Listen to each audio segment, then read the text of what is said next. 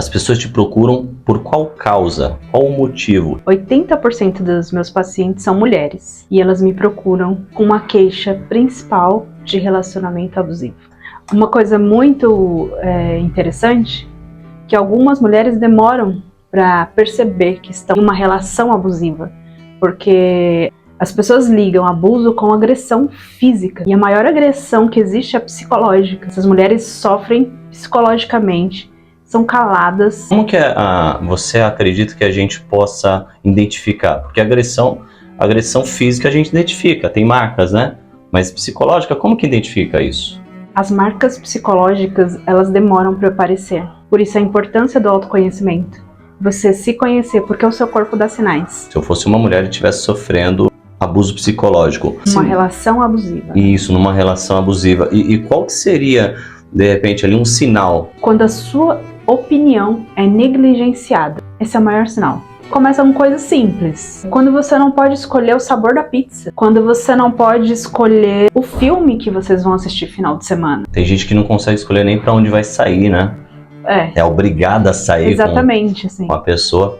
E tem isso da mulher para o homem também, não tem? A relação abusiva não é necessariamente somente a mulher que é vítima, né? Existem homens vítimas também. Relacionamento, a gente tá falando de relação de pessoas, né? A gente vê muito, quando fala em abusivo, né? Já olha para o homem, né? Relacionamento abusivo, esse homem não presta. Esse homem, ele é agressivo. Mas a mulher, ela também consegue ser abusiva no relacionamento do jeito dela, né? É um jeito meio que passivo, porém ele ainda é abusivo. E são marcas que vêm de uma história. Vamos trabalhar traumas vividos lá atrás, que refletem na nossa vida. Como foi a sua relação com seu pai? A relação de uma mulher com o pai, ela vai influenciar na vida dela inteira e vai refletir nos relacionamentos. Uma mulher que não teve uma boa relação com o pai, então ela não tem autoconfiança. Então ela vai viver um relacionamento de insegurança. Uma mulher que não pôde ter o poder de voz, que não pôde falar diretamente com o pai. Os pais eram os provedores, então eles precisavam sair para trazer o dinheiro para casa e a mãe ficava com a educação. Isso distanciava a filha do pai, porque eu só encontrava com o pai à noite, o pai chegava cansado do trabalho. Então não tinha uma relação de pai. Eu tenho de uma família com 4 irmãos, 2 meninos e 2 meninas, e eu lembro de histórias que eu e minha irmã não podíamos sair com meu pai quando criança, porque não tinha banheiro, e meu pai não tinha como entrar num banheiro, que ele dizia que ele não estava preparado para entrar num banheiro. Nem podia levar uma mocinha pro banheiro masculino, né? Exatamente. Então, assim, por diversas vezes, eu e minha irmã ficamos em casa, enquanto meus irmãos iam ter passeios incríveis com meu pai. O que acontecia? Distanciava. Sendo que a necessidade é contrária, na verdade. A mulher, ela necessita muito mais do homem, no caso da figura paterna, né, da figura masculina, do que o próprio homem. Claro que é saudável, né? Os pais participarem totalmente da vida da criança ali, da infância, né? Hoje, nos shoppings, tem os trocadores, né? Então, existem pais e mães nos trocadores. Mas antes, não existia trocadores. Não era tão comum, né, trocadores. Então isso já limitava esse pai a sair sozinho com uma filha. Você percebe que é uma coisa muito ultrapassada. Você parar para fazer uma análise do tempo das cavernas, onde o homem saía para caçar e a mulher ficava para cozinhar, não era isso? E cuidar das crias, né? Então é um comportamento muito mais animal do que racional. A história da nossa existência, então ele tem isso. O homem das cavernas, né, pega o tacape, vai fazer a caça. Enquanto a fêmea, né, o comportamento animal, no reino animal tem isso, né? Então poucas das fêmeas saem para caçar, elas ficam, ainda mais tem os filhotes ali novo, elas ficam cuidando dos filhotes. Uma modelagem muito ineficaz, você está modelando um animal. Esse pai era o provedor, o único provedor da casa, ele precisava sair para trazer alimentos. Nunca nos faltou alimento, eu não tenho história de vontade, de necessidade, de fome. Essa história eu não tenho na minha vida. Então nunca me faltou alimento. Meu pai trabalhava muito para isso. E nós éramos em 4 irmãos. Só que a nossa relação sempre foi distante, porque ele não ficava em casa. Ele precisava sair para trabalhar. Ele fazia hora extra que chamavam na época, né? Então, assim, ele trabalhava muito. E quando ele estava em casa final de semana, era da igreja. Então, aos domingos, era da igreja. O relacionamento abusivo seria, basicamente, quando uma pessoa usa do poder para dominar outra pessoa ou impedir que outra pessoa faça alguma coisa. Isso pode ser em amizade, em roupa. Tendo muitas mulheres que falam: ah, eu não faço porque meu marido não deixa. Eu não trabalho porque meu marido não deixa. Eu não uso certo tipo de roupa porque o meu marido não deixa. Mas você gostaria de usar? Você tem vontade de usar? Nossa, eu tenho muita vontade de sair com as minhas amigas, mas meu marido não deixa. Isso é um relacionamento abusivo, onde você é impedida de fazer algo que você tem vontade. Dá pra gente falar que esse marido, essa pessoa que tá criando esse empecilho, que tá sendo abusivo, ele faz de propósito, ou dá pra dizer também que ele faz de uma forma inconsciente? Podemos dizer que todas as nossas ações hoje são reflexo de algo que já aconteceu, que não foi tratado, não foi trabalhado, ou que não foi desenvolvido, amadurecido. Certamente, a pessoa que cala outra teve problemas na sua infância. Como foi a história de vida dessa pessoa, certamente ele teve problemas familiares. Ele via a relação do pai com a mãe, ela é um ciclo. E como as pessoas não buscam ajuda, elas vão repetindo esse ciclo. Se eu não tivesse procurado ajuda, se eu não tivesse procurado meios, hoje, grandes chances teria que eu repetisse o ciclo que eu vivi na minha casa. Então você acredita que o outro também deveria ser ouvido, né? Nesse ponto de vista, era importante ouvir o outro para identificar que seja um comportamento racional. Quando a pessoa está bloqueando a outra, é mais parte da história que ela viveu do que um pensamento racional. Eu vou calar essa pessoa propositalmente por nada. Porque ele, no caso, ele tem uma causa que está no inconsciente dele, está na história dele. Ele repete a história dele. Por isso, se essa pessoa não busca ajuda, ela continuará repetindo a história. Porque às vezes as pessoas nem percebem que são abusivas.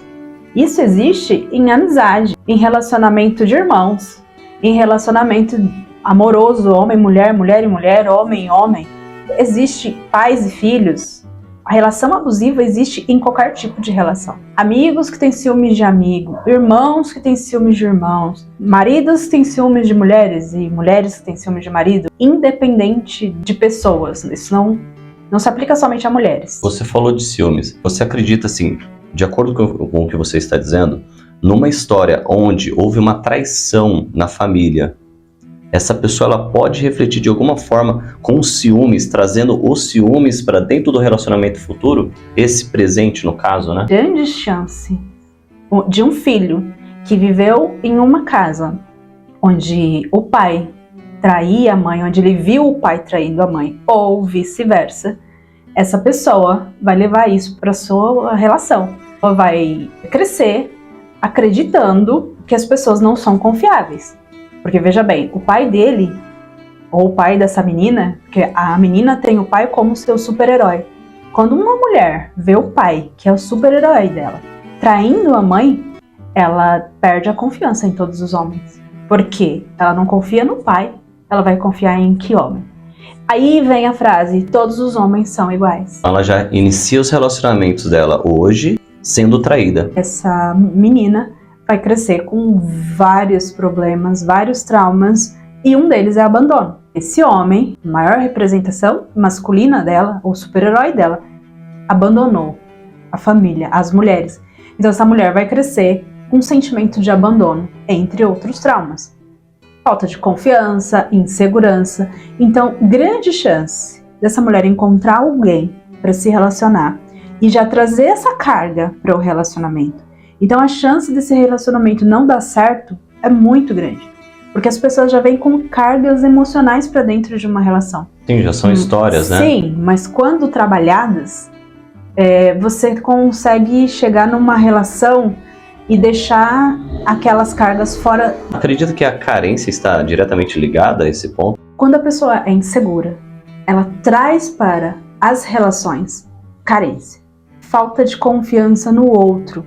É muito complicado quando a pessoa não se basta, Porque ela acredita que a qualquer momento ela vai ser traída. A pessoa carente, ela tem uma insuficiência e ela acaba direcionando no externo, no parceiro dela. Ela começa a querer muita atenção da pessoa. Pessoas que pedem muita atenção, você acredita, você está me dizendo que dentro dessa linha de raciocínio, as pessoas que pedem muita atenção, que chamam muita atenção, elas na verdade são pessoas que têm insuficiência. Elas acabam sendo carentes. Não se bastam. As pessoas falam, eu não consigo ficar sozinha, a solidão dói. São pessoas que não se bastam, que coloca a sua felicidade relacionada com o outro. Você não pode ser feliz sozinha, porque você não se basta, você não é autossuficiente. Então você precisa sempre da validação do outro. Sempre tem um vaziozinho aqui, né? A validação do outro. Então, o outro precisa dizer que você é linda, o outro precisa dizer que você é inteligente, e muitas vezes o outro não diz. Porque o outro está tão preocupado com ele mesmo que ele não diz. E isso é até um perigo, né? Porque às vezes você necessita tanto da validação do outro que uma validação falsa pode te atrair por uma armadilha, por um relacionamento ruim. As pessoas chegaram num ponto de carência tão grande que elas acreditam que curtidas e troca de likes são demonstração de amor. Vocês merecem muito mais do que uma curtida. Histórias assim, nossa, ele tá muito interessado em mim, ele curte todas as minhas fotos.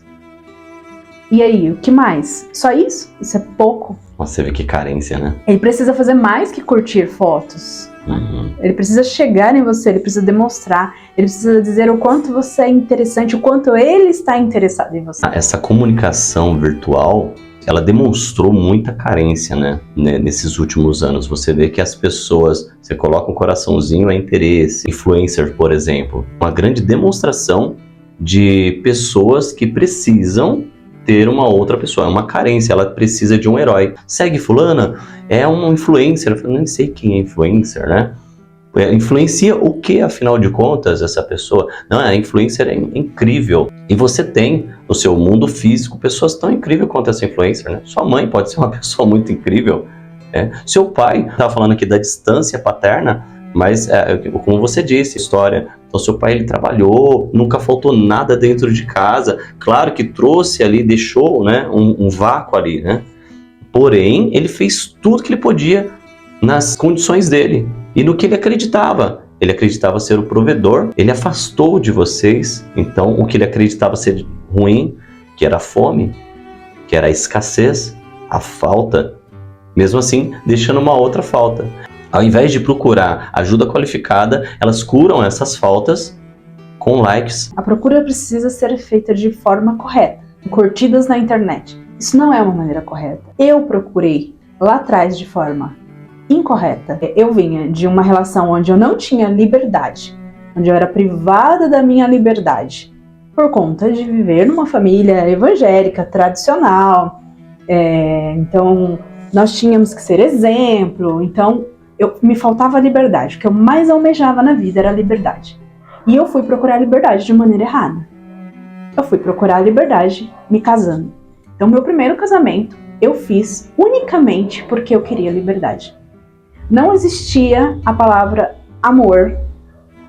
É claro que eu vivi bem com ele, nós vivemos bem, nós conseguimos viver bem por 7 anos, mas a maneira que eu fui buscar a minha liberdade foi errada. Então já começou errado.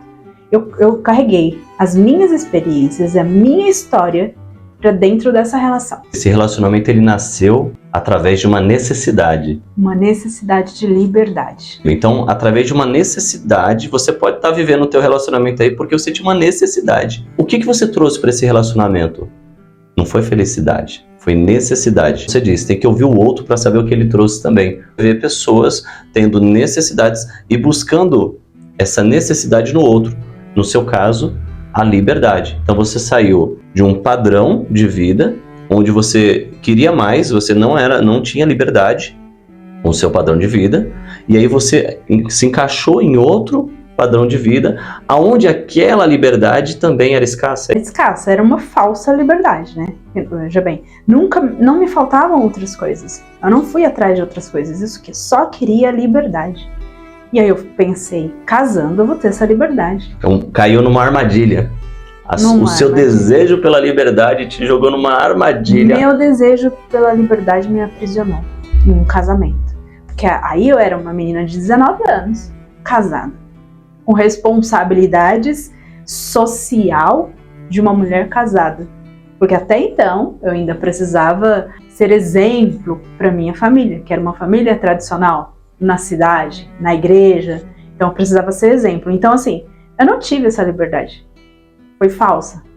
Então eu era muito imatura. Nós conseguimos ainda levar esse relacionamento por 7 anos. E foi quando eu me separei. Eu pensei, não, agora eu vou fazer tudo diferente. E aí eu comecei a estudar. E foi aí que eu consegui a minha liberdade. Só encontrei a felicidade quando eu busquei pela forma correta. Que foi estudando, que foi procurando o autoconhecimento, que foi amadurecendo, que foi trabalhando os meus traumas lá atrás. Eu só consegui viver uma outra realidade quando eu consegui trabalhar os meus traumas. Porque agora, a partir de então, nas minhas relações, eu não trago mais aqueles traumas. Claro que vão fazer parte da minha história, mas hoje eu sei como diminuir o impacto dos traumas que eu carrego lá de trás. Fascínio por trabalhar com pessoas. Aí eu fui fazer minha segunda faculdade, que foi de psicologia. Você acredita que um casal que esteja passando por esse relacionamento abusivo, assim como você teve, você acredita que naquela época, se você tivesse procurado, se tivesse essa mentalidade, se tivesse procurado ajuda qualificada, talvez num cenário diferente, poderia esse relacionamento ter se estendido ainda mais? Se as duas partes estivessem muito interessadas em mudança, eu acredito que é possível, totalmente possível. Mas precisa que as duas partes estejam interessadas. Ou então vai acontecer o que aconteceu. Uma parte vai evoluir e a outra vai ficar para trás. E aí não é possível uma caminhada. Se você quer uma caminhada de crescimento, é importante que você tenha ao seu lado alguém que queira crescer. Sim, porque senão essa pessoa fica para trás. E essa pessoa te puxa para trás. Para você, trazer para você. Para que vocês sonhem igual. Para que vocês sonhem junto. Legal. E quanto tempo você já tem aí nessa jornada? Então você, aos 27 anos ali, 26, 27, estava separando. E aí demorou um tempinho para você entrar na sua jornada, uns 10, 20 anos 10 ou 15 anos de autoconhecimento? 10 anos. 10 anos. Então você acredita que é possível, dentro da sua linha de conhecimento, que é a psicanálise, trabalhar aí um relacionamento abusivo? Sim. E ainda você acredita que dá para trabalhar o casal? Eu acho até que seria até melhor, né? Sim. Nós temos terapia de casal, né, que funciona muito. As duas partes precisam querer. As pessoas têm uma ideia, a falta de conhecimento, que as pessoas que fazem terapia de casal se separam. Não, elas não se separam, elas evoluem. É perigoso mesmo. Você vive num lugar e aí quando você tem o conhecimento, se você não estiver satisfeito com aquele lugar, você realmente vai embora. E é quando você adquire conhecimento, você não fica mais parado em um lugar que te prende. Te movimenta o conhecimento. Por isso que as pessoas falam, todo mundo que faz terapia de casal se separa. Por isso que as duas partes precisam querer. Muito. Sim. Se entregar, né, também. A entrega precisa ser mútua. Para que as coisas funcionem. E funcionem. Dentro da terapia, é importante a entrega. Então, quanto mais você entrega, mais você recebe. Então, ali na terapia de casal, por exemplo, aquele que entrega mais, recebe mais. No geral, a mulher, ela entrega muito mais que o homem. As mulheres, elas têm uma sensibilidade maior. Talvez elas se permitam mais. Prova disso é que a mulher chora com mais facilidade. Algumas mulheres, né? Choram com mais facilidade. E o homem ainda tem a história de que homem não chora. Traumas trazidos lá atrás. Não chora, menino. O homem não chora. Ah, é verdade. Se é homem, é um rato, né? Se é um homem, é um saco de batata. Isso. O homem é proibido de chorar. E aí, na vida adulta, ele é proibido de compartilhar. O homem, ele trata seus traumas no bar. Ele trata seus traumas tomando cerveja. Assim, acredita-se ele, né? Ali é a terapia. No antro masculino, tem o futebol terapia, o mototerapia. Eles procuram outras formas de terapia. Que não é terapia. Que não é, porque você não tem a devolutiva. É uma terapia interna só dele. Se você não tem essa devolutiva, você não tem ferramenta, não tem material. Você tem aí, você joga aí uns 10 ou 15 anos de autoconhecimento, né? Então imagine essas ferramentas, esses métodos sendo focado em você. Esse trabalho dá certo. Agora, se você não tem nada disso, como que você vai trabalhar? Você não sabe por onde começar. As pessoas estão ficando mais doentes ao achar que vão se tratar em um bar. É muito importante você encontrar com seus amigos, você pode ir para um bar, você pode ir tomar o seu drink. É legal fazer isso. Socializar é bom. É terapêutico, mas não é terapia.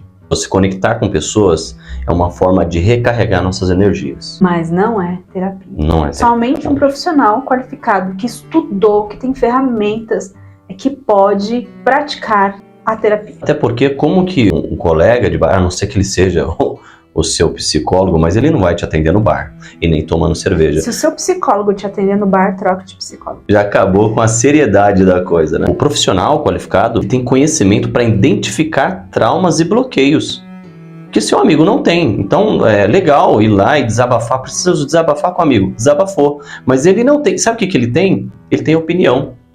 E aí as opiniões dele são respectivas à história dele. Uma mulher, né, que foi traída, por exemplo, né, na infância dela ela já foi, pelo que o pai saiu de casa, coisa e tal, então ela tem esse afastamento. Vem uma amiga e diz, meu relacionamento tá tão difícil em casa, meu marido não para em casa, só trabalha. Qual que é a experiência que ela vai passar? Ela vai falar na hora, amiga, acabou. Esse aí vai te trair, você tem que cuidar de você, vamos sair para tomar cerveja. Isso não é a cura. Isso não é terapia. Então é necessário ouvir os dois. Numa hora dessa, é casal, gente. Tenta fazer, puxa a bandeirinha branca, né? E olha, vamos passar por terapia e levar tempo, tá? Então tem que ter esse tempo, tem que se dedicar e tem que se entregar. Agora, se houver muita resistência, aquele que estiver resistindo, com certeza vai ficar para trás. E também é importante dizer sobre os filhos, né, desse casal. Porque geralmente o casal está passando por uma crise e o filho está no meio daquela crise. Quem sofre é a criança. Você está entendendo os traumas que essa criança vai carregar para a vida? Então, assim, quando você se propõe a buscar ajuda, você não está ajudando somente a você. Claro que você deve pensar em você em primeiro lugar. Mas quando você está bem, você consegue transbordar ao seu redor para os seus. Então, quando uma mulher ela vem fazer terapia, ela consegue levar isso para a casa dela. E lá na casa dela, todo mundo é beneficiado. Então, o filho dessa mulher vai ser beneficiado. O filho deste casal vai ser beneficiado. Obter traumas, assim como os seus, né? E a importância também da falsa terapia, vou dizer assim, né? Que as pessoas falam que vai fazer no bar. Existe até memes que falam que ir para o bar com os amigos custa menos do que uma sessão de terapia. Mas você tem noção dos traumas que isso pode te causar? Um exemplo. Você encontra com uma amiga e aí você conta que conheceu um cara incrível. Só que essa amiga traz com ela experiências muito ruins. Ela não tem uma história legal de experiência de vida. Então o que ela vai poder dizer pra você? Aí você vai dizer, eu conheci um cara muito legal. E cadê ele? Hoje ele saiu com os amigos dele. Essa amiga pode, com as experiências de vida dela, dizer, cuidado, hein, amiga? Não sei não. Meu relacionamento acabou assim. Toma cuidado. Tem certeza onde ele tá? Liga pra ele. E aí você começa a ligar, você pegajosa, você chata. E aí você acaba minando um relacionamento que poderia ter tudo pra ser incrível. Mas você escutou o conselho de alguém que não é preparado. Porque nós não damos conselhos. Essa é a diferença do psicólogo e do amigo. O psicólogo não dá conselho. Não dá conselho. Ele não traz a própria experiência, mas sim ferramentas, técnicas e o primordial, que seria a escuta qualificada, a atenção qualificada, que na hora ali que você está no bar, você não está tendo isso. Tem muito barulho, muita coisa ali. E aí a identificação do problema real. Porque às vezes você tem aí uma reclamação, existe um problema real, que você não está identificando, não tem esse material. Mas o psicólogo ali, ele consegue extrair, não consegue? A diferença do profissional para o amigo é essa. O psicólogo o profissional não dá conselho, porque o conselho ele vem baseado na sua história, nas suas experiências. E o psicólogo não pode usar as suas experiências e a sua história durante um atendimento. As pessoas são subjetivas. O que funciona para um não funciona para outro. Por isso a gente está pronto para ouvir com a escuta qualificada e saber qual a melhor ferramenta a usar para pessoas diferentes, porque as pessoas são diferentes. Eu não posso padronizar e usar a mesma ferramenta para todos, porque não vai funcionar. A história nesse ponto nós usamos como estrutura de estudo. Olha só a diferença. Então a história que você teve, por exemplo, você trouxe aí, né? Você explicou do relacionamento abusivo, ela serviu de estudo para você. E hoje você juntou com ferramentas para poder tratar o outro. Isso é muito especial. Isso é diferente de alguém trazer, né, uma história de relacionamento. Tô passando por um relacionamento abusivo, o que eu faço? Larga ele, vai viver a tua vida, vai estudar. Não é bem isso. Você vê que a diferença é importante num casal, ouvir os dois. É importante a psicologia ali para ter uma separação saudável? Sim. Dificilmente as pessoas terminam uma relação saudável. Por quê? Porque as pessoas esperam até o último momento para sair, para ir embora. E vão embora no momento que está muito ruim. Então, a grande maioria termina a relação de uma forma não muito saudável. A minha orientação aos casais que estiverem vivendo um relacionamento que você acha que não aguenta mais, está num estágio de término, faça terapia. Depois você se divorcia. E aqueles que já se separaram? Seria importante passar os 3 meses, 5 meses de terapia? Eu indicaria, nesse caso, a terapia infantil. Porque quando você faz a terapia infantil, você precisa ouvir o pai e a mãe. Então, eles não vão como um casal para terapia. Já não é mais a terapia de casal, porque eles não são mais um casal. Então, eles vão fazer a terapia infantil. Primeiro que essa criança está no meio disso tudo. Essa criança vai sofrer. A criança é a maior vítima disso. Existe um crime aí de alienação parental, inclusive. Vá fazer terapia infantil. Porque o profissional ele vai ouvir o pai e vai ouvir a mãe. E vai direcionar as ferramentas para o pai e para a mãe. A terapia deveria ser matéria de aula, ensino fundamental. Nós deveríamos ter terapia já na escola. Na adolescência, né? Que é tão pesada na adolescência. Principalmente, que todo adolescente precisa de Gente, peça terapia. agora a terapia na tua escola. 90% de chance, de certeza, que o seu filho, quando ele completar 12 anos, até os 19, esse filho, ele vai ter comportamentos típicos de um adolescente. Que são, na maioria das vezes, rebeldia, quer ser o dono da razão, dificuldade de horários, de cumprir regras, porque é normal de adolescente. Então, pais, se vocês soubessem o bem que vocês fazem em fazer a terapia no seu filho antes disso, vocês iam evitar muitos problemas, muitas dores de cabeça. Ou até o pai mesmo está fazendo, né? Porque nessa época, nesse tempo, a criança ali, o adolescente, ele está tendo reconhecimento, ele está passando por uma fase onde ele tem um reconhecimento de si, ele tem uma apropriação de si. Então, nesse momento, por que a rebeldia, né? Porque agora ele é dono dele mesmo. É comum da idade. É normal, assim. Eles vão ter essa rebeldia até para passar pela fase da autonomia. É uma fase existente. Todo mundo vai precisar passar. Então, você que é pai, poderia estar fazendo terapia antes para saber como lidar com esse adolescente do futuro. Por exemplo, meu filho tem 8 anos. Eu já venho me preparando para a adolescência dele desde já. Para lá na adolescência eu ter um amigo, não mais do que um conhecido, porque você acaba se tornando conhecido do seu filho. Ele tem uma rivalidade, pai e filho, que é o adolescente em si, independente do sexo, feminino ou masculino. Você vai ter essas rivalidades e você pode diminuir o impacto dessa rivalidade com a terapia. Sim. Os pais que fazem terapia, eles estão se preparando para a educação desse filho. O nome do programa é Casamento às Cegas. Ou seja, as pessoas vão pra lá, esquece a futilidade do programa, mas vamos pensar na história, tá? Casamento às cegas. E aí a pessoa vai para casar, escolher a sua parceira, então as pessoas não se veem, as pessoas conhecem as características que te agradam mais, então escolhem os parceiros para casar. Existe a história, eu não assisti, só pesquisei depois, porque todo mundo começou a falar muito, então fui estudar sobre.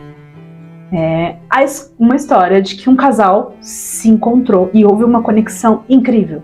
Eles se apaixonaram.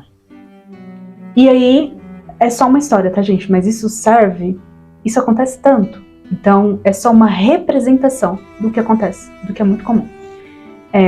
Esse cara ficou encantado pela essa moça, e ela por ele.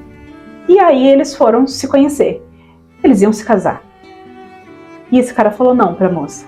Porque quando essa moça foi conhecer a mãe desse cara, a mãe desse cara falou, não, eu não aceito. Meu filho não tá preparado pra casar. Ele tinha tanta certeza que ela era a mulher da vida dele. E quando a mãe dele falou não, a certeza dele sumiu. Então esse cara deixou de casar com essa moça, porque a mãe dele não queria. E aí, é só um programa de televisão, mas isso acontece muito. As mães interferindo na vida dos seus filhos. E por que isso? Aí a mãe fala, que tem o lado da mãe também, toda história tem dois lados, né? Então vamos ouvir essa mãe. Essa mãe também tem. Esse filho, ele não trabalha. Aí esse filho vem com uma fala assim, eu não trabalho, mas eu me viro. Então assim, se esse menino não trabalha, ele é sustentado pelos pais, como que ele vai casar? A mãe disse, você não vai casar, porque ela já sustenta ele, então ela vai ter que sustentar uma esposa. Mais um, né? Mais um. Mas aí assim... E aí vem o filho. Você continua morando com seus pais. É claro que existem exceções. Olha, eu acabei de me divorciar, então precisei voltar para casa dos meus pais. Olha, eu tenho pais doentes, eu tenho pais idosos, eu preciso cuidar deles. Eu estou passando uma temporada aqui porque eu estou com uma crise financeira. Condições financeiras. Acontece. Eu não tô falando disso, tô falando de uma vida assim, se você tem 25 anos e tá muito tranquilo na casa de sua mãe, você não precisa pagar água, luz, não precisa pagar nada, só precisa gastar o seu dinheiro pra se divertir, dá uma repensada nisso. Tá na hora de sair da casa mágica. Tudo isso pra dizer que existe erro na educação mãe e filho, existe erro no apego da mãe e filho, existe ciúme. A mãe não tem ciúmes de mãe, ela tem ciúmes de mulher desse filho. Se colocou no lugar de uma mulher. Sim. Então a mãe, ela acha que ela pode escolher o que é melhor pro filho. Essa mãe precisa de terapia, esse filho precisa de terapia, essa família precisa de terapia. Mas eu já vi caso da mãe fazer o casamento da filha, mas aí quando você, olhando assim, numa orientação mais técnica, você consegue perceber que aquele casamento não é da filha, é da mãe. O casamento que a mãe não teve. Acontece muito isso. Você já viu esse caso das pessoas trazerem a tua experiência Sim. E refletirem pelo filho? A realização dos seus sonhos na vida de outra pessoa. Olha como é complicado isso. Eu acho que isso é abusivo, inclusive. Isso é um relacionamento abusivo. Enquanto criança, a criança tem 1 ano, 2 anos. A criança, ela não tem essa autonomia para escolher. A gente vai partir de uma coisa muito básica, tá? Um exemplo. Tema de festa de aniversário. A criança tem 1 ano, 2 anos, 2 anos, 3 anos, eu acho que ela já consegue. Mas tudo bem. Ela não consegue escolher as coisas. Então a mãe vai escolher. Aproveita, mãe. 2 anos, você tem 2 anos. Para escolher tudo essa pro seu sua filho. hora. Sua hora. Vai que é esse momento. Passou disso, a criança já tem os gostos dela, já tem os personagens dela. Eu já atendi casos de mães, de filhos de 8, 9 anos e a mãe queria um tema de princesa, quando a menina não estava em época de princesa. A menina queria um tema todo preto, Wandinha, e a mãe queria porque queria, não, eu quero, vai ser bom. A mãe estava realizando o sonho dela na história do filho. Então a festa que ela não teve na infância, né? Ou que a gente tem muito isso, coisa de pai, de mãe, coisa de pais, né? A gente quer que nosso filho tenha o que a gente não teve. Só que aí você acaba colocando a tua frustração, né, como experiência naquele adulto do futuro, na sua criança, no seu filho. Eu tenho uma paciente que fez a festa da filha dela de 10 anos. Mas o sonho da vida dela era ter uma festa de 15 anos. Ela não teve. Quando a menina dela fez 10 anos, ela fez um baile. Baile é muito velho falar, né? Ela fez uma festa de aniversário de princesa. De escada. Tipo uma festa de debutante. Era uma festa de debutante. Só que a menina só tinha 10 anos. Vestido rodado, vestido de princesa, o príncipe esperando na escada. Só que o que ela fez para a filha, ela fez para ela também. Ela se fez parte da história da filha. Porque o sonho dela era ter uma festa de 15 anos. E ela não teve uma festa de 15 anos. Então ela realizou o desejo dela na festa da filha. Nitidamente ela roubou a cena. Porque era uma mulher linda, vestida de Barbie. Nossa. Então todo mundo falou, meu Deus, nossa, é a Barbie. E ela pagou a criança. A criança nitidamente não está feliz nas fotos. E essa mãe realizou. Será que é isso mesmo que essa criança queria? Às vezes é, e tudo bem. Mas ali, no caso, nitidamente O cuidado que deve se ter é que a partir daí você pode estar comprando uma rivalidade com o teu filho. Se você estiver refletindo os teus sonhos ali no seu pequeno, e aquilo pode se tornar um grande pesadelo no futuro. E é importante dizer que ninguém está acusando aqui, né? Porque é inconsciente que você faz isso. Você queria tanto, você acha tão incrível, e aí entra subjetividade. É incrível para você. E o que é incrível para você não necessariamente vai ser incrível para o seu filho. As pessoas são subjetivas. Pergunte o que o seu parceiro quer. Pergunte o que o seu filho quer. Converse. A comunicação feita de forma correta é a garantia de um relacionamento saudável. Seja ele relacionamento marido e mulher, relacionamento mãe e filhos, pais e filhos, relacionamento familiar, relacionamento profissional. A comunicação, ela é muito importante. E muitas vezes as pessoas não sabem se comunicar, né? Pela correria do dia a dia, pela história de vida dela, porque ela não aprendeu a se comunicar, porque as pessoas não comunicavam ela de uma forma correta, porque ela nunca teve poder de fala, então essa pessoa não sabe nem falar.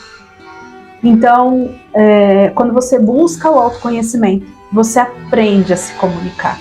Vou dar uma dica para vocês. Vai se comunicar com seu filho ou com qualquer que seja o relacionamento, desliga o celular, desliga a televisão e dá uma atenção qualificada. 10 minutos, 30 minutos que você olhar para essa pessoa e conversar com ela com calma, sem pensar em outras coisas, em boleto, na rua, em trabalho. Isso já vai te ajudar bastante a entender, a reconhecer no outro o que ele realmente quer, a necessidade dele, ao invés de ficar olhando só para a sua nesse momento. E o retorno disso é incrível. Essa semana minha sobrinha me disse assim: tia, eu gosto muito de tal pessoa. Porque tal pessoa, quando a gente chega perto dela, ela não fica no celular. Ela fica conversando e olhando no olho da gente. Então assim, você tem noção da importância que é isso? Essa pessoa fez isso com conhecimento, essa pessoa faz terapia, inclusive, né? Então, essa pessoa, quando ela vai falar com o outro, ela olha para o outro.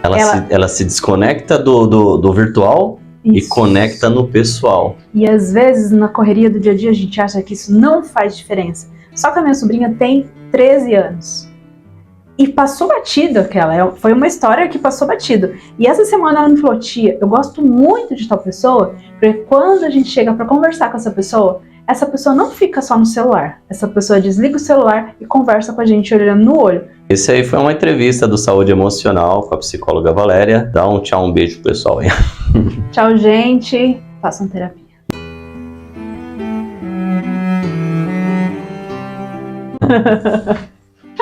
Será que gravou? Eu nem sei se tá gravando. Ah.